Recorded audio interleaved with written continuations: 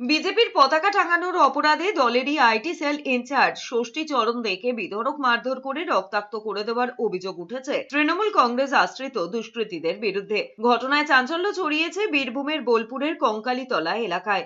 আক্রান্ত ষষ্ঠী চরণ দের অভিযোগ, বৃহস্পতিবার বিকেলে তিনি কঙ্কালীতলা এলাকায় ছিলেন। সেই সময় পরিকল্পিতভাবে তৃণমূল কংগ্রেসের আশ্রিত দুষ্কৃতকারীরা সেখানে এসে তাঁর ওপর চড়াও হয়ে তাকে বেধড়ক মারধর করে। ষষ্ঠী চরণ দেকে উদ্ধার করে বোলপুরের শিয়ান হাসপাতালে চিকিৎসার জন্য ভর্তি করা হয়েছে। বিষয়টি জানিয়ে শান্তিনিকেতন থানায় লিখিত অভিযোগ দায়ের করেছেন আক্রান্ত ষষ্ঠীচরণ দে। দোষীদের গ্রেপ্তার করে উপযুক্ত ব্যবস্থা না নেওয়া হলে শান্তিনিকেতন থানা অচল করে দেওয়ার হুমকি দিয়েছেন বিজেপির বোলপুর সাংগঠনিক জেলা সভাপতি শ্যামাপদ মণ্ডল। তবে এই ঘটনায় তৃণমূল কংগ্রেসের কোনো প্রতিক্রিয়া পাওয়া যায়নি।